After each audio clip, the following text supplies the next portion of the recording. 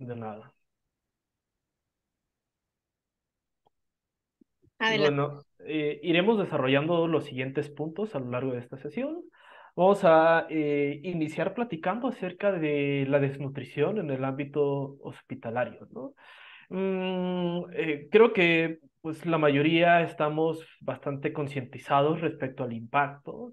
Sin embargo, pues es una condición bastante común todavía a nivel hospitalario e inclusive a nivel hospitalario, a nivel ambulatorio en algunos otros grupos poblacionales, ¿no? A nivel hospitalario es muy variable las prevalencias que se suelen documentar porque estas dependen de las clasificaciones que se estén empleando para definir quién sí está desnutrido y quién no está desnutrido, o bien para las herramientas de screening o cribaje o tamizaje, como quieran llamarlo. Normalmente las últimas cifras de los últimos 2 años solían documentar 6 de cada 10 pacientes ingresan con algún grado de desnutrición. Eh, eh, lo más adecuado en el 2023 es utilizar todos la misma clasificación. En este caso se llama clasificación GLIM. Vamos a ver cuál es, en qué consiste esta clasificación, a pesar que en muchos planes de unidades didácticas se suelen revisar algunas otras clasificaciones como marasmo, kwashiorkor, por ejemplo.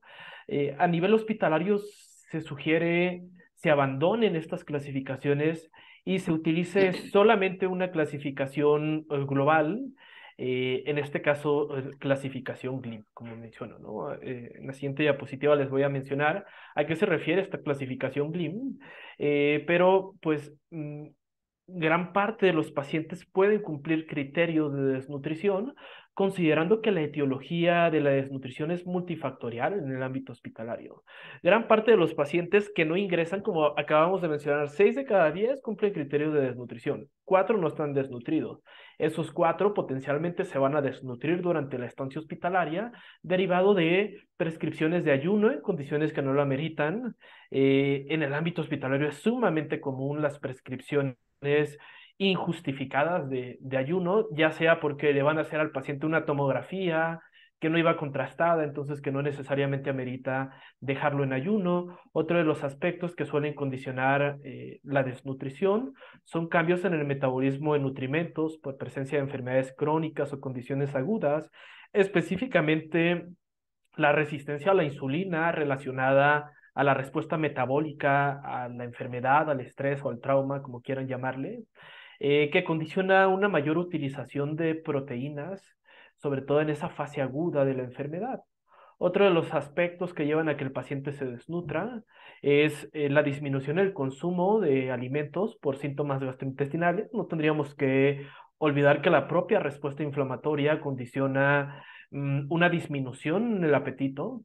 El paciente no come y eso hoy en día se reconoce también como un mecanismo adaptativo, analizándolo desde la perspectiva de la autofagia, ¿no? Donde ese bajo apetito condicionaría un bajo consumo que promovería la autofagia y con ello una recuperación más acelerada.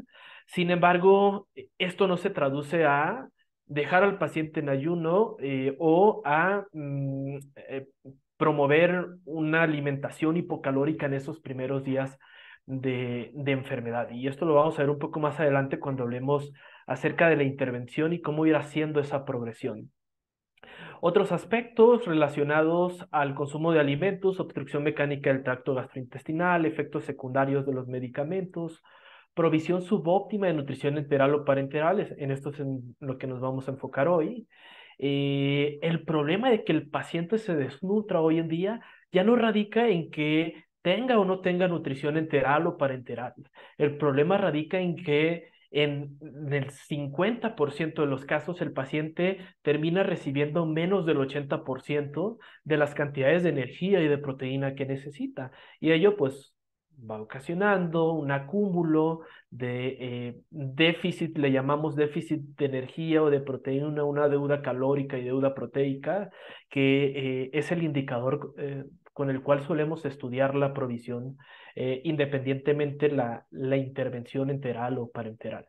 Y otro de los aspectos que también suelen condicionar esa desnutrición es la falta de acceso, la poca disponibilidad de productos de nutrición enteral o de nutrición parenteral, ¿no? Eso es una realidad en muchos de los hospitales en nuestro país, donde pues el servicio de nutrición no tiene recursos para licitar insumos enterales o parenterales y únicamente se suelen prescribir dietas artesanales, de las cuales hablaremos brevemente más adelante. ¿Cómo identificar que el paciente cumple criterios de desnutrición? Como mencionaba, en la actualidad se sugieren los criterios GLIM, esto es un acrónimo, Iniciativa Global para el Liderazgo en la Detección de Desnutrición. Esto es una propuesta de la Sociedad Americana de Nutrición Enteral y Parenteral y de la Sociedad Europea de Nutrición Clínica, o ASPEN y ESPEN por sus siglas en inglés. Si nos vamos a revisar la literatura del 2018 hacia atrás, Aspen en el 12 publica su propia clasificación de desnutrición y en el 15 Espen hace lo mismo. Entonces, si buscamos prevalencias de desnutrición del 2018 hacia atrás, pues cada sociedad utilizaba su propia clasificación y no eran comparables una con otra, ¿no? En el 18 dijeron, ok, no podemos cada quien estar utilizando un lenguaje y una clasificación distinta, vamos a consensar una sola clasificación y es así como surge GLIM. GLIM lo que propone es identificar características de fenotipo de desnutrición y características etiológicas. El paciente, para poder ser considerado como con criterios de desnutrición, debería de cumplir un criterio de fenotipo y un criterio etiológico. Criterios fenotípicos: pérdida de peso, baja musculatura, medida a través de cualquier técnica de composición corporal, de las cuales hablaremos, o baja fuerza de agarre, medida a través de dinamometría, un IMC disminuido, y en factores etiológicos es que el paciente haya comido menos o bien que el paciente esté bajo un estado inflamatorio crónico o agudo, ¿no? Es así como definimos la desnutrición en el 2023 según estos criterios, donde tendríamos que entonces evaluar cualquiera de estos aspectos. ¿Por qué nos preocupa? Porque hoy en día sabemos que la desnutrición y no solo la desnutrición que vemos en el paciente, sino la provisión subóptima, el hecho de que el paciente coma menos del 80% de lo que necesita durante más de 48, 72 horas, condiciona alteraciones tanto en inmunidad innata y adaptativa, ¿no? Lo que se suele documentar en inmunidad innata es menor capacidad de fagocitosis, en inmunidad adaptativa menor capacidad de respuesta tanto de linfocitos T como de linfocitos B. Es entonces que el paciente que es subalimentado o el paciente que está desnutrido al ingreso está más inmunosuprimido y por ende tiene una mayor probabilidad de desarrollar infecciones nosocomiales, ¿no? Y seguramente todos tienen algún conocido que ingresó al hospital y que en el hospital adquirió una neumonía, ¿no? Esa es justamente algunas de las posibles etiologías que explican las infecciones nosocomiales. Otro de los aspectos es que la capacidad de expresión de los fibroblastos también se ve disminuida y por ende la cicatrización retrasada. Es así que el paciente que ingresa desnutrido y le van a hacer una colectomía o le van a hacer una reconexión intestinal, con gran frecuencia hace dehiscencia o tiene retrasos en la cicatrización que al estar más tiempo abiertas esas heridas, la probabilidad de infección es todavía mayor y es un círculo vicioso donde en gran parte de los casos culmina en la muerte. Úlceras por decúbito, sobre todo en adultos mayores, también es otra de las complicaciones. Esto se traduce a mayor mortalidad, mayor necesidad de tratamientos, mayor estancia hospitalaria. Si el paciente se logra ir a su casa, pues bueno, gasta más. Se va a su casa y seguramente todos conocemos a alguien que estuvo un tiempo prolongado hospitalizado, que se fue a su casa de alta, pero que no se fue con la capacidad de caminar por su propio pie, ¿no? Es decir, que se tuvo que ir en silla de ruedas y entonces que depende de un cuidador que tarda en regresar a sus actividades en la vida diaria, entre otros aspectos. Y otro de los aspectos que también hoy en día se estudia es que El paciente que se va a su casa desnutrido, la probabilidad de que vaya a regresar al hospital es 2 a 3 veces mayor que el paciente que se va sin algún grado de desnutrición, ¿no? De ahí parte la importancia de implementar el proceso de atención nutricional en el ámbito hospitalario, tanto en el entorno crítico como en el paciente no crítico, ¿no? Eh, en el modelo de proceso de atención nutricional o en este conjunto de 4 pasos, ¿no? Tenemos el primer paso, la evaluación nutricional, el segundo paso, el diagnóstico, el tercer paso, la intervención y el cuarto, el monitoreo nutricional. El determinante de a qué pacientes se van a evaluar es la implementación de herramientas de screening o de tamizaje. Todas las certificaciones, tanto nacionales como internacionales de los centros hospitalarios, evalúan y califican que el centro hospitalario implemente alguna herramienta para detectar de forma temprana y oportuna que el paciente pudiera estar desnutrido. Ese es el concepto de las herramientas de screening y tamizaje. Hay muchísimas herramientas y el problema no radica en eh, se implementa o no se implementa, sino el problema radica en qué herramienta es la que selecciona el servicio o el centro hospitalario para implementar en ese grupo poblacional en específico, ¿no? Y esto porque sabemos que, pues, todos los métodos diagnósticos o todas las herramientas de screening deberían de seleccionarse en función de su sensibilidad y especificidad. Hay más de 40 herramientas publicadas en la literatura. Lo que se suele recomendar en el paciente no crítico es una herramienta que se llama Nutritional Risk Score 2002 o NRS 2002. Y en el contexto del paciente en estado crítico utilizamos una herramienta que se llama Nutric Score, ¿no? Esta herramienta, Nutric Score, es una herramienta relativamente reciente, se publicó en el 2015 donde en una muestra de pacientes bajo ventilación mecánica se ideó esta herramienta o esta escala para identificar a qué pacientes se podrían beneficiar de una intervención nutricional más agresiva.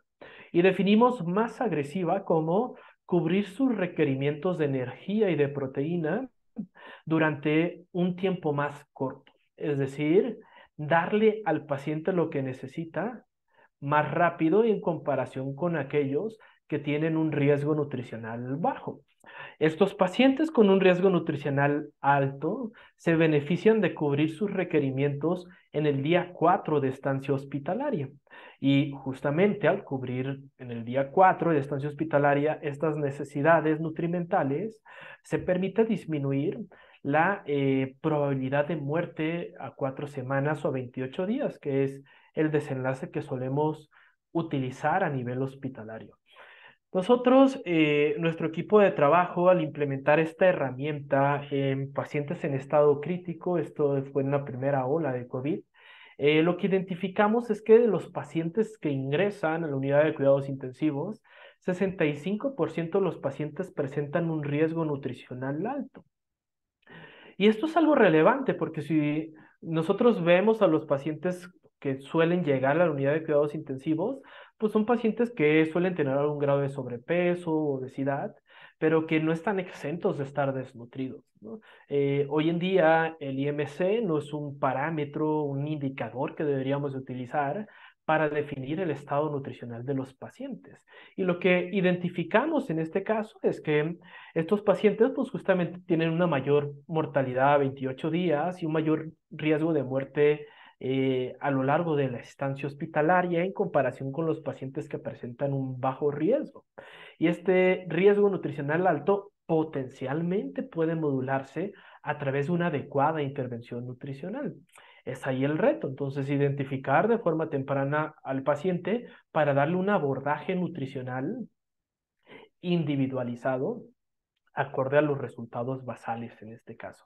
Entonces, toda herramienta de screening que te dé un resultado positivo con riesgo es ese paciente el que vamos a evaluar. La noción de las herramientas de screening es que el personal de nutrición no pierda tiempo a nivel hospitalario evaluando a pacientes que no se benefician de una intervención nutricional. Idóneamente, estas herramientas de screening o tamizaje no deberían de llevar más de 3 a 5 minutos en ejecutarse. Y en muchos países primermundistas, como en Estados Unidos, por ejemplo, es el personal de enfermería el que se hace cargo de tamizar o evaluar a los pacientes al ingreso para definir si se ve beneficiado de la intervención por parte del nutriólogo o no. Entonces, nos pasan ya el resultado o nosotros lo evaluamos, vamos, identificamos que tiene riesgo nutricional, hay que evaluar el estado nutricional de forma exhaustiva. Ese es el primer paso de del proceso de atención nutricional. Y es lo que conocemos y seguramente todos han escuchado el ABCD de la evaluación del estado de nutrición, ¿no? Y esto porque no hay un estándar de oro para evaluar el estado nutricio y solemos utilizar indicadores de distintos rubros. La A de antropometría, lo que es esencial en el paciente hospitalizado es evaluar las reservas corporales de músculo principalmente, como veremos a continuación, evaluar la composición corporal a través de alguna técnica de composición en caso de existir, en el caso de bioimpedancia, por ejemplo, que adicionalmente de composición corporal nos permitiría evaluar el estado de hidratación del paciente, lo cual resulta un determinante de desenlaces clínicos, donde el paciente que está más sobrehidratado es el paciente que suele tener una mayor mortalidad. En la parte de bioquímicos, resulta esencial evaluar electrolitos, control glucémico, función renal, el estado inflamatorio, identificar si el paciente tiene riesgo de síndrome de realimentación para, en función de todo esto, definir cuál es la progresión más adecuada y menos riesgosa para el paciente. En la parte de clínicos resulta importante evaluar signos vitales y gastrointestinales, el esquema de medicamentos que tiene el paciente, específicamente las dosis de vasopresores en aquellos pacientes que tienen inestabilidad hemodinámica, que de alimentar al paciente con dosis elevadas, potencialmente podríamos estar exponiéndolo a una mayor incidencia de isquemia intestinal. Dosis de medicamentos anticoagulantes para identificar principalmente las posibles interacciones fármaco-nutrimento, y en dietético todos los días evaluar que el paciente haya recibido lo que se tenía prescrito para cada uno de los casos y en función de ello calcular o cuantificar la deuda calórica y la deuda proteica. Entonces, esto es a grandes rasgos lo que solemos hacer a nivel hospitalario al ingreso del paciente, y posteriormente solemos monitorizar cada uno de estos aspectos cada semana. ¿Qué es lo que nos importa en este momento? Mm, el tejido muscular ha cobrado mucha relevancia en los últimos 5 años probablemente, considerando que es también un órgano endocrino. Igual que conocemos el tejido adiposo como un órgano endocrino que produce citoquinas, el músculo produce mioquinas, y esas mioquinas tienen un rol importante en la regulación de la respuesta inflamatoria. El paciente que tiene menos músculo suele tener respuestas inflamatorias más exacerbadas en comparación con el paciente que ingresa con una musculatura preservada. Y lo preocupante es que todos los pacientes, sin excepción alguna, van a perder músculo durante la estancia hospitalaria, específicamente durante la enfermedad aguda, ¿no? Vemos acá, por ejemplo, que al ingreso a la unidad de cuidados intensivos, el paciente tiene una disminución en la masa muscular, la cual no se recupera o no regresa a lo basal, en muchos casos hasta después de un año. Vemos acá la síntesis proteica está comprometida principalmente en el primer mes de enfermedad, en este caso, y la fuerza muscular también se ve comprometida. Entonces, todos los pacientes pierden. ¿Cuánto? Para que nos demos una idea, hay algunos estudios que reportan una pérdida de hasta 1 kilogramo por día. Depende mucho de la severidad de la enfermedad. específicamente de las puntuaciones de las escalas SOFA y Apache. Entonces, esta cuestión de medir el músculo nos interesa en este momento. Hay muchas técnicas que podemos utilizar para ello, técnicas consideradas estándar de oro. Tenemos DEXA y tomografía computarizada. No están disponibles para el paciente a pie de cama o en el ámbito hospitalario, pero es común que muchos pacientes tengan una tomografía para fines diagnósticos. El ultrasonido de músculo es una técnica factible a pie de cama, al igual que la bioimpedancia eléctrica en aquellos equipos multifrecuencia. ¿De qué nos habla cada una de las técnicas? DEXA y tomografía son técnicas que nos hablan acerca de calidad y cantidad de músculo. Eh, ya mencionaba las limitantes de pacientes postrados en cama y la desventaja de gran parte de ellos son el costo, principalmente de los dos que solemos considerar estándar de oro, donde pues el precio es sumamente elevado, ¿no?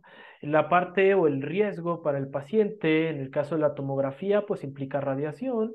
DEXA, si bien es un estudio de rayos X, son de muy baja intensidad, no ponen en riesgo la salud del paciente, el operador no necesita un equipo protector y el ultrasonido y la bioimpedancia tampoco implican como tal riesgo para el paciente, a pesar de que los equipos de bioimpedancia, la manufactura o el proveedor suele recomendar no se utilice en pacientes con marcapasos. En realidad hay estudios que han mostrado que es seguro también utilizarlo en este grupo de pacientes. Entonces, vale la pena utilizar algún método de composición corporal porque, pues, este es el común denominador de pacientes que solemos tener en el ámbito hospitalario, ¿no? Y esta era la característica más frecuente del paciente con COVID que requería de ventilación mecánica invasiva. Un paciente que, pues, vemos y, pues, se ve con algún grado de sobrepeso, obesidad, las reservas corporales aparentemente se ven bien. Sin embargo, pues la grasa suele mascarar la musculatura y a mí me interesa evaluar el músculo, no solo la grasa. Esta técnica, en el caso de la tomografía computarizada, me permite identificar cómo son pues, las reservas corporales del paciente. Para esto hacemos, bueno, el paciente que ya tiene una tomografía para fines diagnósticos, todos los pacientes con COVID tienen una tomografía para evaluar el grado de neumonía que tienen. Hacemos un corte a nivel de L3 y en este slice o en este corte evaluamos grasa y músculo, ¿no? Lo que vemos ahí en color azul es grasa subcutánea, que es básicamente quienes se dedican a la nutrición aquí, lo que ustedes evalúan con un plicómetro. En color amarillo tenemos la grasa visceral y eso es lo que solemos evaluar cuando pues tomamos circunferencias. Grasa intramuscular no hay forma de medirlo con ningún otro método a excepción de la tomografía. Es el músculo que está infiltrado en la grasa. Y tenemos en color rojo la musculatura del paciente, ¿no? Entonces, tenemos puntos de corte para definir cuánto es suficiente y cuánto es bajo en este caso. De forma errónea se suele llamar esto sarcopenia, sin embargo, pues, sarcopenia implica bajo músculo y baja funcionalidad, ¿no? Entonces, solemos llamar esto baja musculatura, así tal cual, a secas. En esta serie de pacientes que tienen dos tomografías subsecuentes al ingreso y una segunda entre el día de ingreso y el día 10, día 20 y más del día 20 de estancia hospitalaria, lo que vemos es que, pues, conforme van pasando los días, la pérdida de músculo es mayor en cada uno de los pacientes.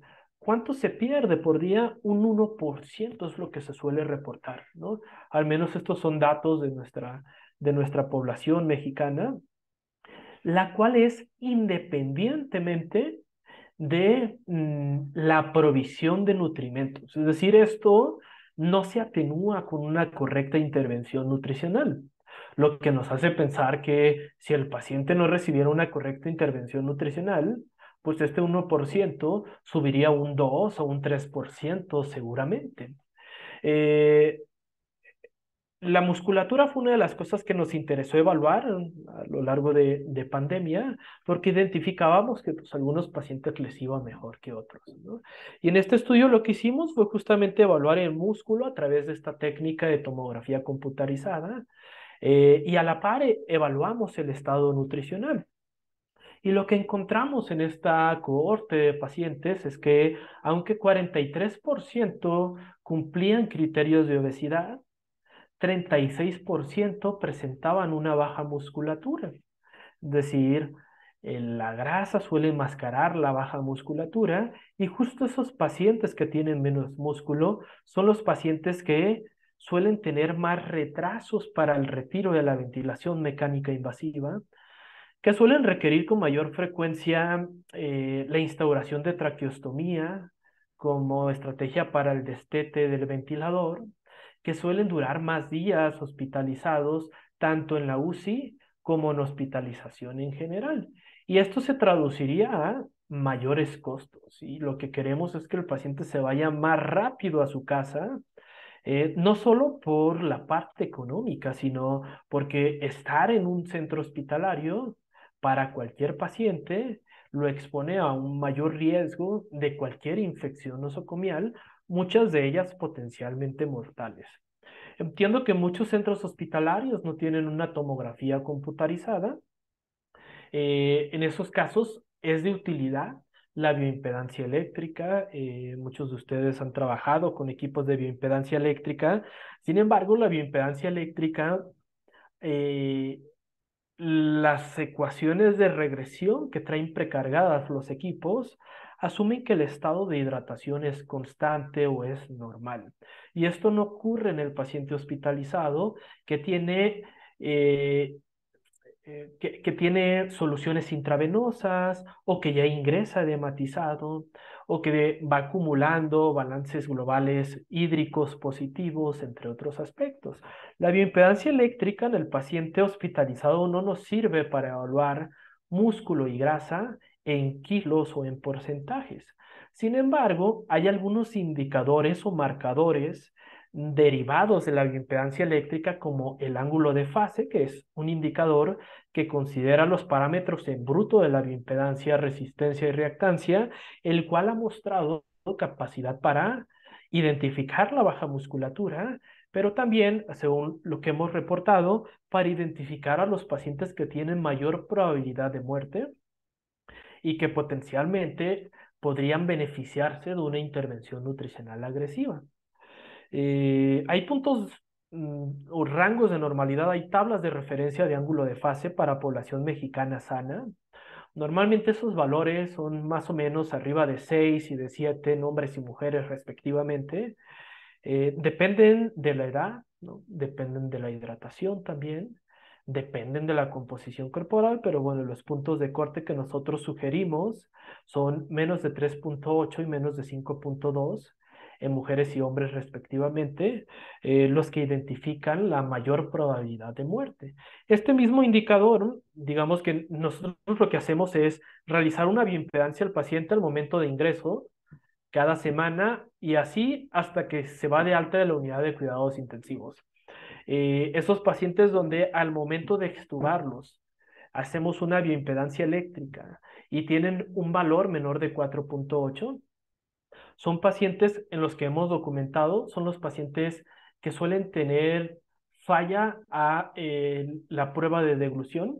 Todo paciente que estaba conectado a un ventilador tendría que evaluarse la capacidad deglutoria, ya que la disfagia post-extubación es bastante común.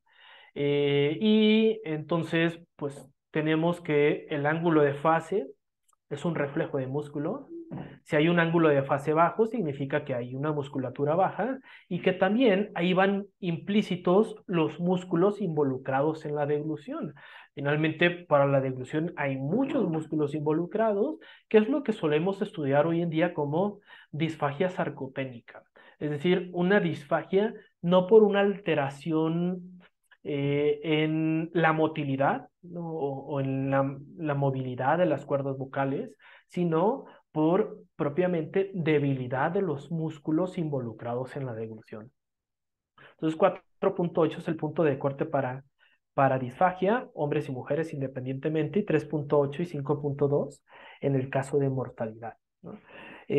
Antes de hablar de la intervención nutricional, para poder definir cuál es la estrategia más segura para el paciente, es importante evaluar el riesgo de síndrome de realimentación.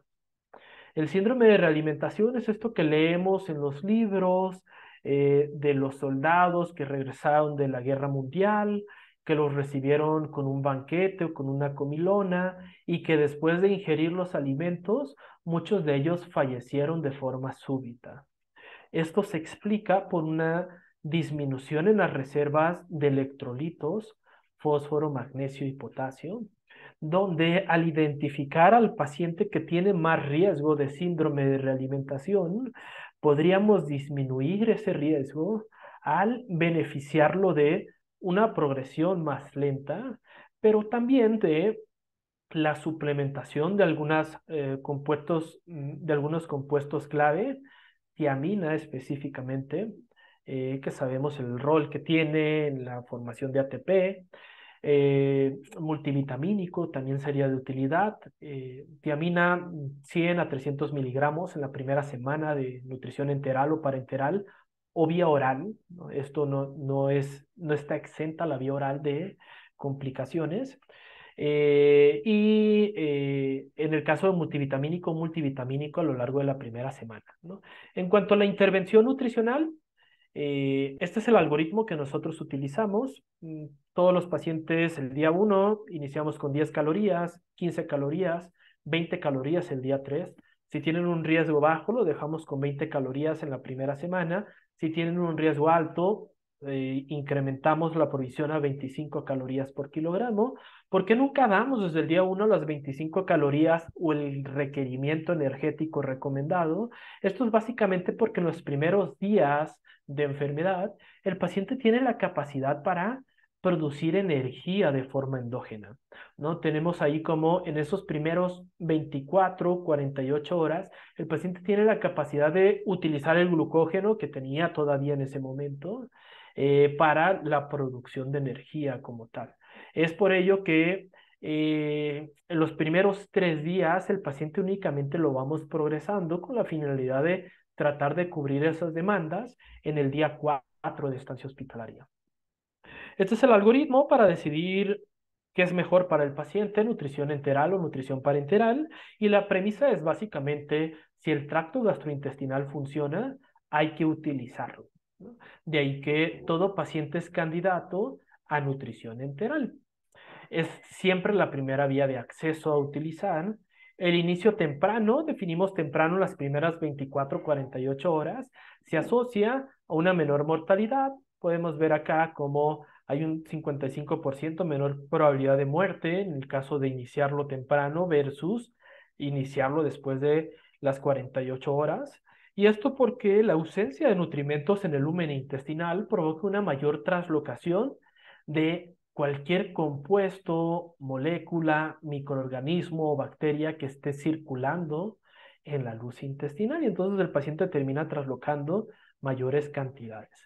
¿Qué pacientes? Ok, todo paciente es candidato a nutrición enteral. ¿Qué pacientes no lo son? Pues aquellos pacientes que no tienen un tracto gastrointestinal funcional. Algunas contraindicaciones serían pacientes que no tienen riesgo nutricional, que esperamos que en 5 días puedan lograr cubrir sus requerimientos por la vía oral. Obstrucción gastrointestinal no quirúrgica, inestabilidad hemodinámica, vómito, diarrea que no responden a medicamentos, síndrome de intestino corto, ilioparalítico, fístulas de alto gasto, sangrado del tubo digestivo activo, malabsorción gastrointestinal severa, imposibilidad para establecer un acceso enteral, o bien que el paciente no desee recibir apoyo nutricional, ya que la instauración de una sonda pues también implica una firma de consentimiento informado. Decidimos iniciar nutrición enteral, cuál es la vía de acceso a utilizar en el paciente. Esto se define en función del tiempo que se prevé va a requerir este tipo de estrategia o intervención. Menos de 4 semanas utilizamos sondas nasogástricas, nasoyeyunales u orogástricas. Más de 4 semanas utilizamos estomas, gastrostomías o yeyunostomías. Eh, en el ámbito hospitalario, pues es tan complicado poder predecir cuál va a ser el curso clínico del paciente, que siempre se opta por sondas, y si el paciente ya duró más de 4 a 6 semanas con eso y se prevé va a continuar requiriéndola, es entonces cuando interconsultamos al servicio de gastroenterología para la colocación de gastrostomías endoscópicas percutáneas. La investigación se ha enfocado en los últimos años en ¿dónde es mejor alimentar al paciente? ¿En estómago o en intestino? Siempre la primera vía de acceso que se emplea es a estómago, y no porque sea la mejor, sino porque es más sencillo de colocar una sonda de estómago que colocar una sonda de intestino. La parte mala es que todo paciente hospitalizado con ventilación mecánica invasiva, o los adultos mayores, o los pacientes que ya se conocen con gastroparesia o reflujo gastroesofágico, tienen un fenómeno de microaspiración. Y entonces cuando nosotros los alimentamos a estómago, hay pequeñas cantidades, mililitros contados, que el paciente aspira y que terminan en pulmón. Y esto incrementa el riesgo de neumonía asociada al ventilador. De ahí que la evidencia, lo que ha documentado los últimos 2 años, es que hay mejores desenlaces clínicos cuando se alimenta al paciente a intestino y no a estómago. Hay menos incidencia de diarrea, de vómito, de neumonías, de aspiración, pero también hay menos días de ventilación, de estancia hospitalaria, de costos asociados a la hospitalización, y se suele interrumpir menos la dieta cuando alimentamos al paciente a intestino y no a estómago. ¿Qué es lo que infundimos a través de esas ondas? Podemos utilizar fórmulas comerciales o dietas artesanales. Cada uno tiene sus pros y sus contras. Los pros de las fórmulas comerciales es que yo puedo estar segura que en esta lata de 200 mililitros hay 300 calorías, y eso es lo que dice la etiqueta nutricional, y hay 20 gramos de proteína. La parte mala del cuento es que esto no deja de ser un producto ultraprocesado, donde prácticamente todas las cosas que tiene son puros productos químicos, suelen tener adicionada mucho azúcar también, entre otros aspectos. Esa es la parte buena de las dietas artesanales, cuando incorporamos alimentos naturales. Sin embargo, con gran frecuencia, los cálculos que se suelen utilizar para preparar las dietas artesanales, pues no están, digamos que, individualizados. Utilizamos sistema de equivalentes para hacer esto, y solemos subestimar las cantidades que realmente tiene. Es decir, nos quedamos cortos en lo que va en esa dieta artesanal respecto a lo que yo quería que el paciente recibiera. Esa es la gran desventaja de las dietas artesanales, aunque la parte buena es que tiene una mejor tolerancia. ¿Cómo infundimos esas dietas? Es común que los centros hospitalarios tengan protocolos de infusión continua. Es decir, esos mililitros los infundimos para 24 horas del día. Sin embargo, pues ninguno de nosotros está preparado para recibir alimentos las 24 horas del día, considerando que hay un ciclo circadiano. De ahí que se ha propuesto migrar a protocolos cíclicos, que es dejar en ayuno tantas horas. Por ejemplo, vemos acá que el paciente recibe dieta solo de 12 a 5 de la tarde, y que queda en ayuno de 5 a 12, ¿no? Tenemos protocolos intermitentes o bolos, que es tantas tomas, ¿no? Aquí utilizamos, por ejemplo, protocolos de 5 bolos o de 5 tomas para alimentar a los pacientes. ¿Cuál es la desventaja y ventaja de cada uno de ellos? Mucho de lo que se ha documentado es que para poder llevar un estado anabólico necesitamos picos de insulina. Y tenemos acá, por ejemplo, en color blanco, estos que vemos acá son la insulina, las concentraciones de insulina a lo largo del día, en comparación con protocolos intermitentes, donde aquí sí observamos esos picos de insulina necesarios para lograr un estado anabólico como tal, ¿no? Entonces, la teoría o las hipótesis dicen potencialmente el paciente podría perder menos músculo o formar más músculo en protocolos de bolos o intermitentes en comparación con protocolos de infusión continua. aunque hay pocos estudios que hayan comparado uno y otro. El último estudio publicado en el CHEST en el 2020, donde comparan ambas estrategias de infusión, no muestran diferencias ni en las concentraciones de aminoácidos en sangre, ni tampoco en la cantidad de músculo medida en ese caso a través de la ultrasonografía muscular en cuádriceps. ¿Cuánta energía recibe el paciente? Lo que se suele documentar en la literatura es que 4 a 5 de cada 10 pacientes reciben menos del 80% de los requerimientos que necesitan a lo largo de toda la estancia hospitalaria. Y esto es un problema porque el hecho de infundir menores cantidades de energía y de proteína condiciona peores desenlaces. Ya no solo que el paciente entonces se desnutra, sino, ok, que se vaya acumulando esa deuda calórica y esa deuda proteica condiciona una mayor probabilidad de debilidad adquirida en la UCI, que es una entidad clínica o un tipo de desnutrición característica del paciente que recibió bloqueo neuromuscular o que estuvo mucho tiempo postrado en cama. Hay pérdida de músculo. Mientras más le quedamos debiendo al paciente, más músculo utiliza. No tendríamos que olvidar que el diafragma es un músculo cuyo peso no es mayor de 400 gramos, donde hay atrofia, hay disminución en el tamaño del diafragma, y esto se traduce a una falla para el destete o falla la prueba de ventilación espontánea, que es el momento en el que tratan de extubar al paciente. Es decir, el paciente no logra ser extubado, dura más días hospitalizado, dura más días conectado al ventilador, y ello se traduce de nuevo a una mayor probabilidad de neumonía asociada al ventilador, en este caso por staph.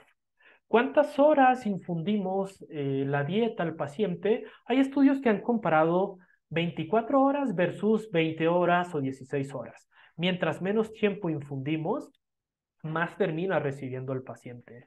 En el INER utilizamos un protocolo de 21 horas, esto ya forma parte como de la estrategia institucional. Siempre tenemos un horario de inicio y un horario de término para así tener más control del tiempo que duran las dietas a temperatura ambiente. Y en este momento estamos migrando a un protocolo basado en volumen, que es no prescribir cuántos mililitros por hora debe recibir el paciente, sino cuántos mililitros por 24 horas. Como les comento, aquí siempre utilizamos un protocolo de 21 horas. Si el paciente va a recibir 1000 mililitros por hora, en la indicación yo voy a prescribir 48 mililitros por hora. Pero resulta que el paciente no va a iniciar la dieta a las 12 del día, sino la va a iniciar a las 5 porque va a ir a algún procedimiento. Entonces ya no tengo 21 horas, sino tendría 16 horas porque ya perdí 5 horas, y el equipo de enfermería nos ayudará a ajustar la dieta a 63 mililitros por hora para que al final de las 21 horas el paciente reciba las cantidades que debería de recibir. ¿Cómo elegimos las fórmulas? En realidad, lo que debemos de tener muy claro es que buscamos cubrir los requerimientos de energía y de proteína del paciente. Entonces, mucho se convierte en disponibilidad de productos en el ámbito hospitalario. Cenepro, por ejemplo, es un producto para pacientes con enfermedad renal crónica. No significa que se lo deba dar solamente a esos pacientes, sino si este producto me permite cubrir las necesidades de energía y de proteína de un paciente sin esta condición, pues se podría haber beneficiado, ¿no? No hacemos uso de las etiquetas o de lo que la industria está queriendo vender ese suplemento, sino cuál es la composición nutrimental de cada una de las latas. Son algunas de las latas que solemos tener disponibles aquí en el instituto. Entonces prescribimos latas completas, no sé, 2 Glucerna y 2 Pulmocare, por poner algún ejemplo. Combinamos no más de 2 productos para poder identificar posibles intolerancias. Agregamos medidas de caseinato de calcio en el caso de quedarnos cortos en el aporte de proteína, y esos mililitros que nos den esos productos son los que sumamos e infundimos a través de la sonda de alimentación. Los errores más comunes cuando utilizamos este tipo de eh, productos comerciales es seleccionar etiquetas y no irnos a dar un clavado en qué dice la evidencia científica al respecto. Si, por ejemplo, creemos que Pulmocare es una fórmula solo para pacientes pulmonares, En muchos pacientes podemos cubrir energía y proteína con este producto, pero es una fórmula que aporta muy pocos hidratos de carbono. Esto se traduciría a más hipoglucemias o a más catabolismo por el hecho de no estar logrando cubrir la ingesta diaria recomendada. Fórmulas densamente energéticas, podemos brindarle las cantidades adecuadas de energía y de proteína al paciente, pero nos quedamos muy altos en las cantidades de hidratos de carbono y esto podría condicionar hiperglucemia, gastos en insulina, hipertrigliceridemias, es decir, el paciente que tiene bomba de insulina o esquema de insulina que requiera más unidades a lo largo de las siguientes 24 horas. Fórmulas densamente energéticas, idóneamente todo paciente debería de tener al menos 1 litro de dieta de cualquier formulación. Eso es lo que se estipula, 1 a 1,5 litros para cubrir las IDRs de vitaminas y minerales. Podemos tener a un paciente con 3 fórmulas densamente energéticas, nos quedamos menos de 1.000 mililitros y seguramente se está quedando corto también el paciente en cuanto a energía y proteína. Fórmulas poliméricas sin fibra, muchas fórmulas no tienen fibra, las utilizamos por tiempos prolongados, el paciente o tiene diarrea o tiene estreñimiento o trasloca por el hecho de no estar evacuando. Fórmulas renales, Enterex RNL o NeproHP, por ejemplo, cuando lo utilizamos con pacientes que tienen algunas terapéuticas como terapia de reemplazo renal continua, podemos darle las cantidades suficientes de energía y de proteína, pero nos quedamos cortos en algunos compuestos clave en este caso, como es el caso del fósforo. O bien pacientes oncológicos, le damos fórmulas especializadas para paciente oncológico, llámese Suportan o Prosure, eh, cuadra bien de energía y de proteína, pero le damos demasiado omega 3 y hay estudios donde se ha documentado dosis elevadas de omega 3 puede inducir inmunosupresión, ¿no? Monitoreo, ¿qué monitorizar en el paciente? Definir qué condiciones sí ameritan un ayuno, ¿no? Esto también es algo que se está tratando de normal en todos los centros hospitalarios. La adopción de protocolos ERAS se llaman, que son protocolos de rápida recuperación para pacientes quirúrgicos, donde estipulan el paciente antes de una cirugía 2 a 4 horas podría consumir líquidos claros, según lo pautan las guías de anestesio. 6 horas previas podría comer una comida ligera y 8 horas previas podría comer un alimento normal, ¿no? Y entonces esto es algo que se está buscando normar, como les comento, porque si algunos de ustedes lo han sometido a una cirugía, es común que hasta 24 horas antes se deje al paciente en ayuno. Y esto se traduce a más deuda acumulada justamente, ¿no? En el ámbito hospitalario utilizamos escalas como estas para definir cuándo el paciente sí cumple una disfunción gastrointestinal que amerita una interrupción a la dieta. Y una de las cosas bastante comunes es que se mida residuo gástrico. Esto es un indicador de retraso en el vaciamiento gástrico de gastroparesia. En los años 90 y 2000 se creía que el residuo gástrico nos permitía identificar al paciente con mayor riesgo de broncoaspiración. Hoy en día sabemos que no funciona para eso, sino sirve solo para identificar si el paciente tiene o no tiene gastroparesia.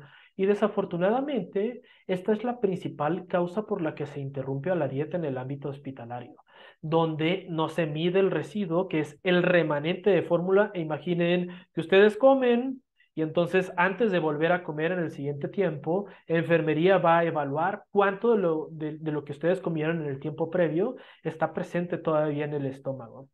Si la sonda está en intestino, pues ya no se mide residuo y es esa la causa por las cuales los pacientes reciben mayores cantidades cuando la alimentación va a intestino específicamente. Entonces, ¿qué hacemos? En los casos de intolerancias gástricas tenemos bien estipulado cuáles son las prácticas que se deberían de implementar para evitar la suspensión total de la dieta, ¿no? Náuseas, vómitos, iniciamos procinéticos. Retrasos en el vaciamiento, procinéticos y hacemos cambio de fórmulas para algunas que tengan menos grasa. Distensión abdominal, disminuimos la infusión a la mitad, pero no suspendemos la dieta. Diarrea, agregamos fórmulas que tienen fibra o agregamos fibra propiamente en las formulaciones que estemos empleando.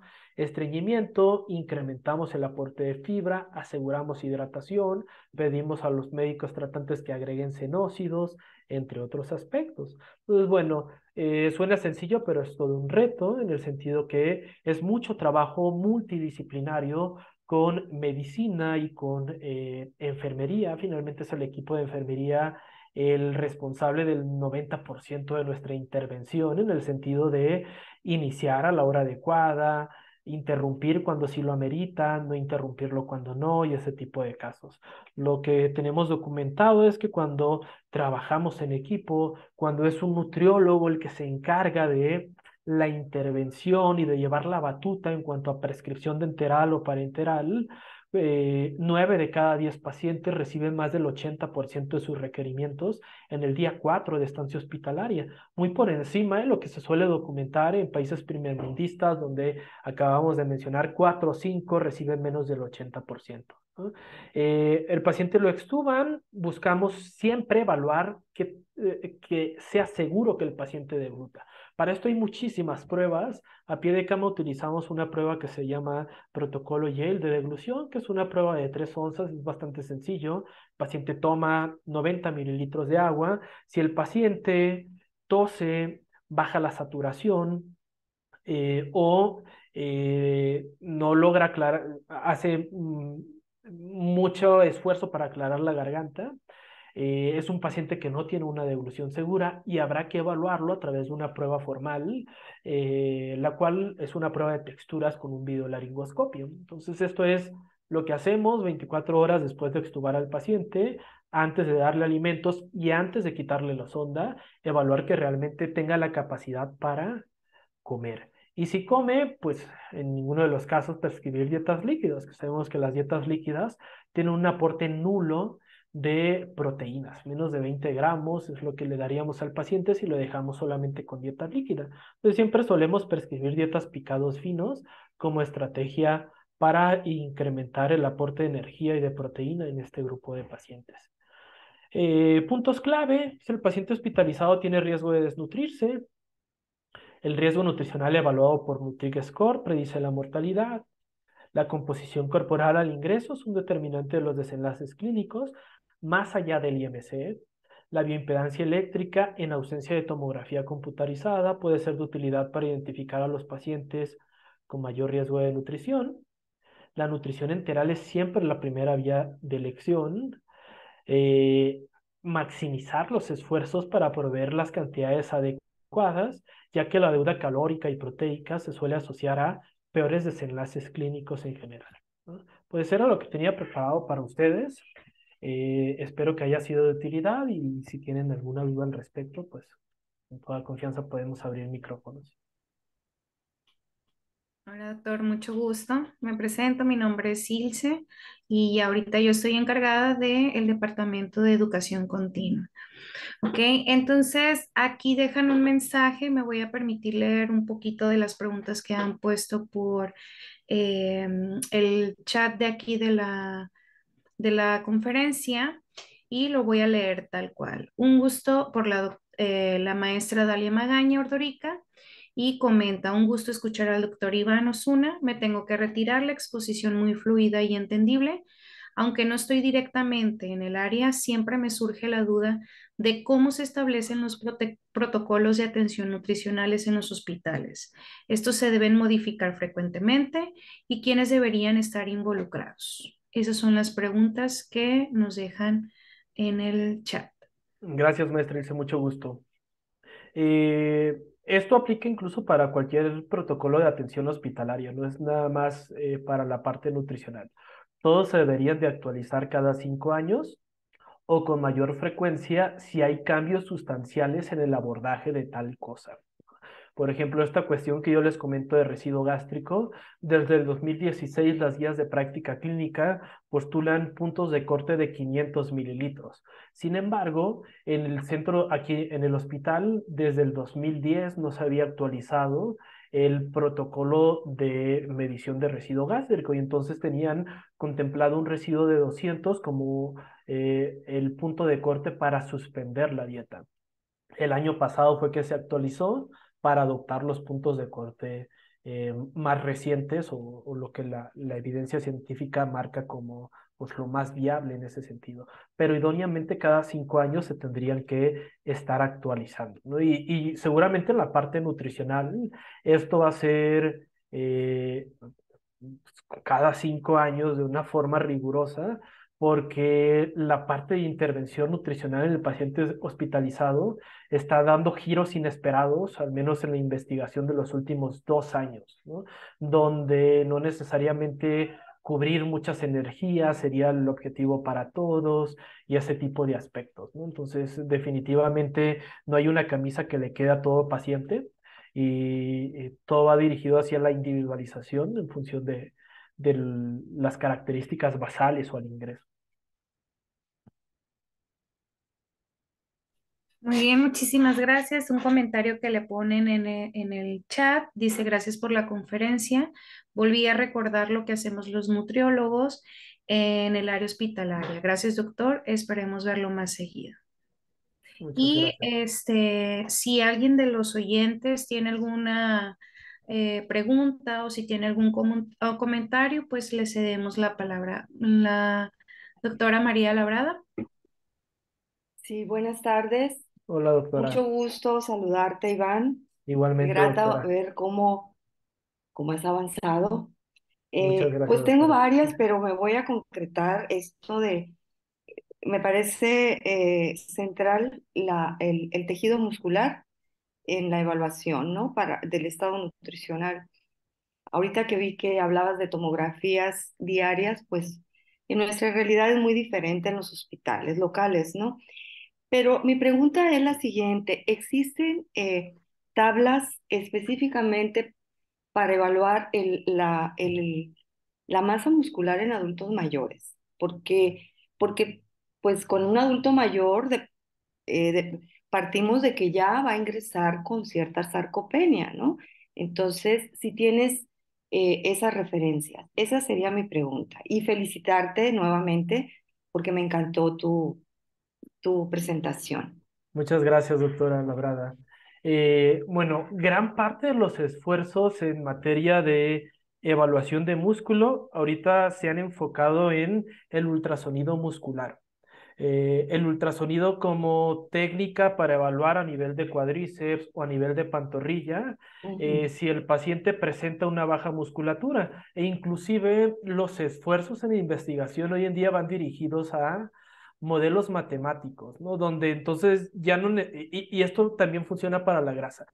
Ya no evaluamos pliegues en bíceps, tríceps, sino evaluamos grosor de grasa en diferentes regiones, bíceps, tríceps y a nivel abdominal, y eso los metemos en un modelo matemático para estimar la grasa corporal del paciente. Entonces, esto es algo mucho más individualizado que se suelen publicar estos modelos para distintos grupos poblacionales, a diferencia de utilizar una ecuación de Siri o de Brose, que no están validadas para población mexicana en gran parte de ellos. Y en ausencia de ultrasonido, que bueno, el ultrasonido cada vez está más disponible a nivel hospitalario, por lo menos, y hoy en día está súper de moda la parte de ultrasonidos portátiles. En ausencia de esto, lo que recomienda GLIM en su postulado del año pasado para criterios de fenotipo es evaluar la pantorrilla.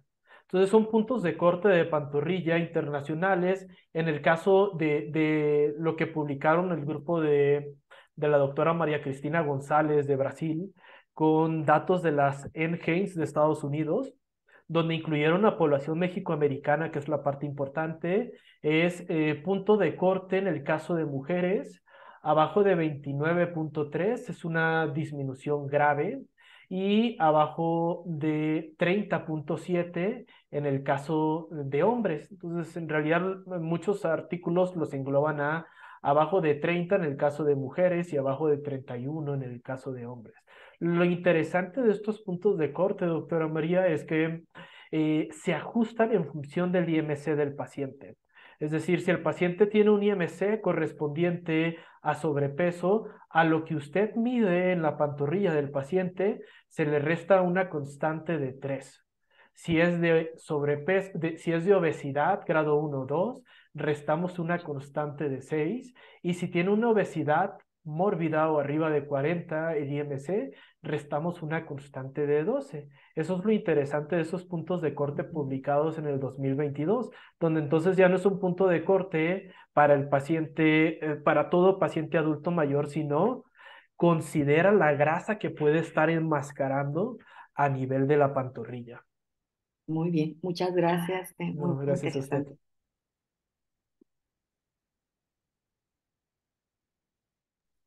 ¿Alguien más si tiene alguna pregunta, algún comentario?